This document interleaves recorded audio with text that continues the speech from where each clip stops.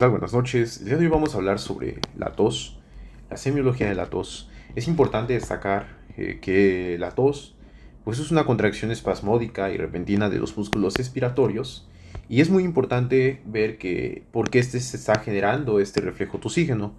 Pueden ser aspectos inflamatorios, mecánicos y químicos. Por ejemplo, la polución ambiental, tumores, cuerpos extraños endobronquiales, humo del cigarrillo y los gases irritantes. Incluso también tenemos térmicos como es el aire, el frío caliente. Y es importante destacar que hay receptores de la tos, que estos van a estar principalmente en la región posterior de la faringe, en los senos paranasales, en la membrana timpánica, en el pericardio, el diafragma, el estómago. Y ya de ahí vamos a estar observando, ¿sí?, que el paracranial número 5, el 9 y el 10, y además el laringio superior, van a llegar hacia el centro de la tos, que se van a encontrar a nivel de bulbo raquídeo. Entonces tenemos la médula espinal, el bulbo raquídeo, luego tenemos el bulbo raquídeo, médula oblonga, tenemos al puente y por último aquí al mesencéfalo. Entonces este lo vamos a poder encontrar a lo que es el nivel del bulbo. Muy importante recordar que ya una vez que llegan estas aferencias a este centro de la tos, se genera una eferencia, es decir, que va a efectuar gracias al nervio laringio recurrente, que lo que va a hacer es el cierre de la glotis, ¿sí?, dirigiendo a estos nervios espinales para generar esta contracción de la musculatura torácica y abdominal. Y es muy importante recordar cuáles son algunos de los tipos de tos que vamos a encontrar. Tenemos una tos ferina o quintosa, que se conoce como la coqueluche o tos convulsiva, que esta normalmente se da por Bordetella pertussi, y en esta se va a dar más o menos así. ¿Ok? De esta manera nosotros ya vemos que esta es la tos ferina o quintosa. Luego tenemos la tos coqueluchoide, que se parece a la anterior, pero falta este componente inspiratorio. ¿Qué quiere decir esto? Pero no podemos ver este componente de inspiración como lo que ocurre con la tosferina, en donde... ¿Ok? Además tenemos la tos ronca o perruna, que en esta se dice que es seca, intensa, y normalmente los accesos van a ser nocturnos, ¿sí? Tenemos una tos bitonal, en donde van a ser dos tonos por una vibración diferente de las cuerdas vocales. Ya vamos a estar observando que esta tos bitonal se asocia a un tumor. Luego tenemos a la tos emetizante, en donde esta tos más o menos es así, en donde vemos cómo es que esta de alguna manera puede estar ya provocando vómitos, y normalmente se observa en niños. La tos se puede dividir por su tiempo de evolución. Tenemos tos aguda, tos subaguda y tos crónica. Tos aguda es menor a 3 semanas, tos subaguda es de 3 a 8 semanas y la tos crónica es de más de 8 semanas. Muy importante recordar que en la tos subaguda, que ya dijimos va de 3 a 8 semanas, eh, bueno, se puede dar como tos posinfecciosa, en donde va a haber una hiperreactividad bronquial postviral y nos estaría durando este periodo. Ahora vemos que la tos crónica, que es de más de 8 semanas, pues se asocia más a tabaquismo, también cáncer de pulmón, y bueno, vemos que el 90% relacionado con goteo nasal posterior, el asma bronquial, incluso reflujo gastroesofágico. Y bueno, la tos se divide también en seca y en húmeda. Seca, pues no va a movilizar las secreciones, pero en la húmeda la vamos a dividir en productiva y no productiva. Productiva si el enfermo las expectora o las deglute. Y también tenemos, recuerden, húmeda no productiva. Este es un repaso de cómo es que tenemos aquí receptores. Ya habíamos comentado en la nariz y senos paranasales, en la región posterior de la faringe, en el pericardio, en el diafragma, en los oídos, en la tráquea, bronquios, pleura, esófago y estómago. Y todos estos van a tener estos nervios, que es el 5, el trigémino, el 9 glosofaringeo y el 10 el vago, que van a llegar al centro de la tos, que ya dijimos que va a estar en el bulbo raquídeo. Las aferencias se van a dar por los nervios espinales, el frénico y el décimo par craneal. Tenemos a los efectores, que van a ser los músculos respiratorios, el diafragma y lo que estábamos comentando con el nervio vago, la laringe, la tráquea y los bronquios. Muy importante recordar que aquí tenemos un cuadro comparativo en donde se ve el origen y las causas de la tos. Origen, por ejemplo, las enfermedades de la vía aérea alta, pues las causas pueden ser una rinitis, pólipos nasales, sinusitis, otitis, obstrucciones del conducto auditivo externo. En las enfermedades broncopulmonares hay que estar pensando en bronquitis, bronquiectasias, asma o del parénquima pulmonar como infecciones, intersticiópatías, cáncer de pulmón, entre otras. Luego del origen tenemos aquí a las enfermedades de la pleura, del mediastino y del diafragma, en donde vamos a estar pensando en pleuritis, pleuresias, tumores, eventración o hernia yatal. Además, es importante destacar aquí enfermedades cardíacas, como la insuficiencia cardíaca izquierda, estenosis mitral y la pericarditis, incluso también generando como causa de tos enfermedades del aparato digestivo, ya habíamos comentado, el reflujo gastroesofágico, la hernia yatal, enfermedades gastroesofágicas. Luego tenemos las enfermedades neurológicas, como estos trastornos en la deglución y aspiración a la vía aérea, fármacos como los inhibidores de la enzima convertidora de la angiotensina, que lo vamos a estar viendo en otro video, y otras como el cáncer de riñón, ese síndrome paraneoplásico y también tenemos a la psicógena, ¿ok? ¿Cuáles son las complicaciones de la tos? Bueno, si el individuo está tosiendo y tosiendo, vemos que en algún momento va a llegar al cansancio, a la fatiga, también puede llegar a un síncope tusígeno, en donde aumenta la presión torácica, disminuye el retorno venoso y disminuye el gasto cardíaco. Neumotórax, por una rotura de las bullas subpleurales, la incontinencia de la orina, en donde tenemos que por este esfuerzo tusígeno, desgarros musculares y fracturas costales, el dolor torácico, ¿sí? Y el sangrado de piel y mucosas, ¿ok?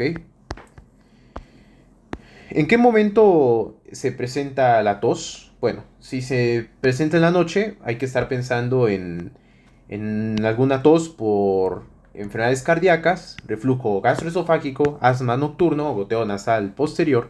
También se puede dar durante el ejercicio, como un asma inducida o en esta exacerbación al realizar ejercicio, ¿sí? Luego con la alimentación, en donde puede haber aspiración a la vía aérea y bueno, también tenemos estos divertículos esofágicos, fístulas del esófago al árbol respiratorio. O con los cambios posturales, en caso de que se dé la tos con estos cambios, pensar en bronquiectasias. Además, si hay expectoración abundante o drenaje postural, ¿sí? Bueno, tenemos aquí la tos y las sibilancias, en donde si vemos esto que se acompaña con sibilancias, pues hay que estar pensando en una broncoconstricción por el asma, ¿sí? Pero también, bueno, tenemos la compresión extrínseca y tumores endobronquiales, ¿sí? Endobronquiales, perdón. Y luego también tenemos tos, hemoptisis, expectoración con sangre, ¿sí? Tenemos expectoración hemoptoica, tenemos el cáncer broncogénico, pero también hay que pensar en tuberculosis, sin tromboembolia pulmonar. Tenemos tos y broncorrea o vómica, que hay que estar pensando en bronquiectasias o absceso pulmonar, ¿sí? Y bueno, la tos que se produce por los fármacos, ya dijimos, son los inhibidores de la enzima convertidora de angiotensina, ¿sí? Que va a ser seca, y esto va a ser por la activación de las sinasas, entonces aumenta la bradicinina. También tenemos a los beta bloqueadores, como timolol. Aquí vemos también el ácido acetilsalicílico, AINES, ¿sí? Los inhibidores de la colinesterasa, la nitrofurantoína, la miodarona y el inhalador beclometasona, pentamidina y el bromuro de hipratropio. Muy importante recordar que una tos aguda, una infección respiratoria superior común, pero en tos crónica, si se descarta tabaquismo o la ingesta de fármacos, entonces si nosotros vemos que si la radiografía de tórax es normal, entonces debemos estar pensando en goteo nasal posterior, posible asma bronquial o reflujo gastroesofágico.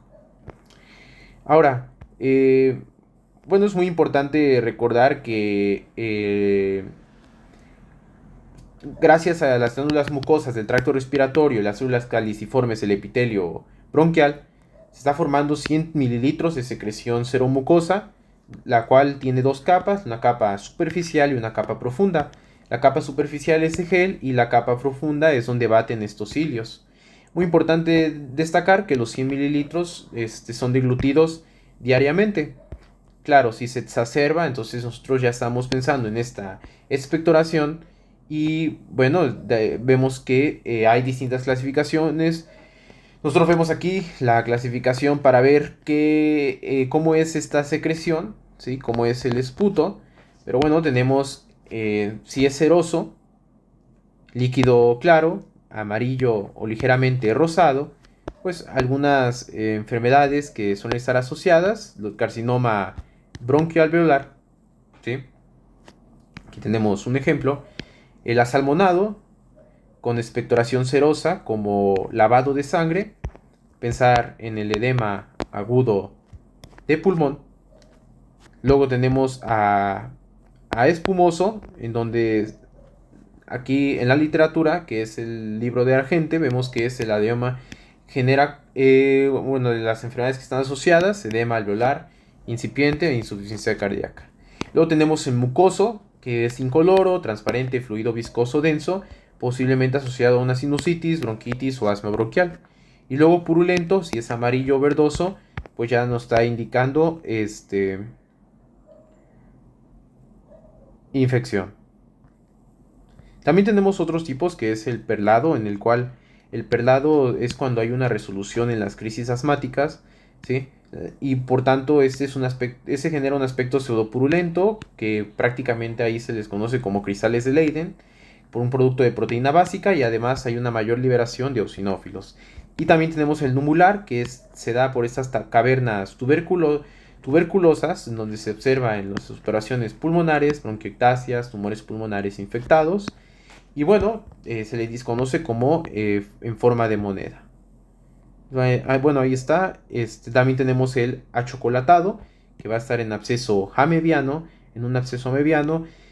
El herrumbroso, con un purulento teñido con sangre, en la enfermedad asociada es neumonía, con granos micóticos, como en la actinomicosis, con cuerpos extraños, en donde van a estar previamente aspirados o provenientes de fístulas esofagobronquiales, o también con restos necróticos, en donde se ven abscesos, ¿sí?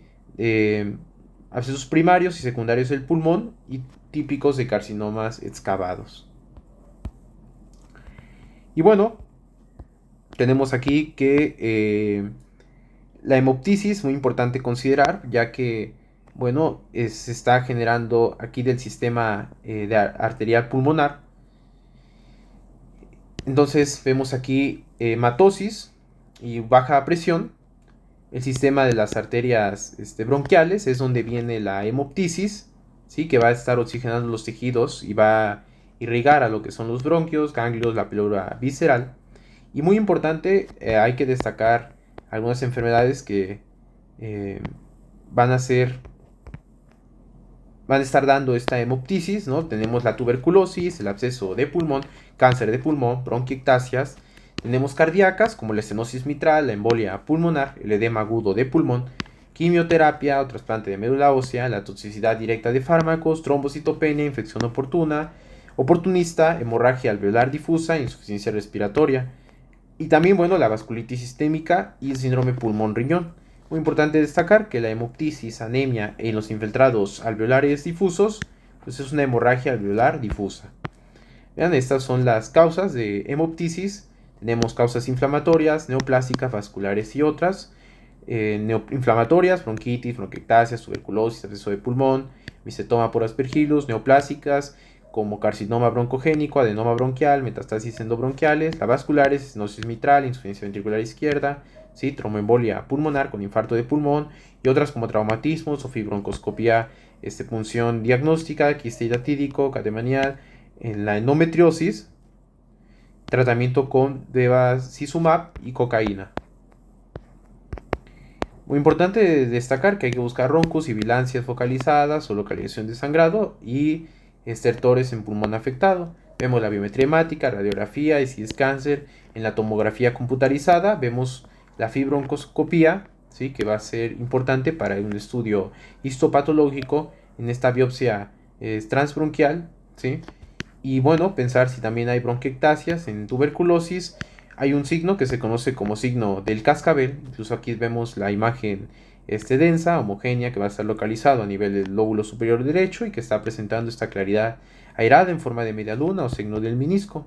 Y nos está indicando el aspergillus. La prevención, recuerden, radiografía, tomografía computarizada, mayor a 50 años. Si se presentan estos factores de riesgo como tabaquismo o 40 paquetes al año y hemoptisis mayor a una semana.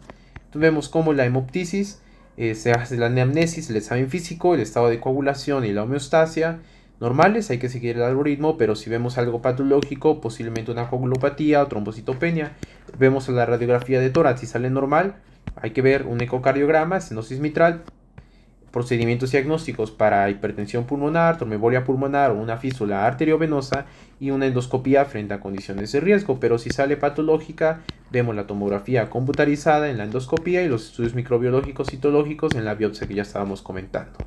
De esta manera, nosotros concluimos el estudio de la semiología de la tos.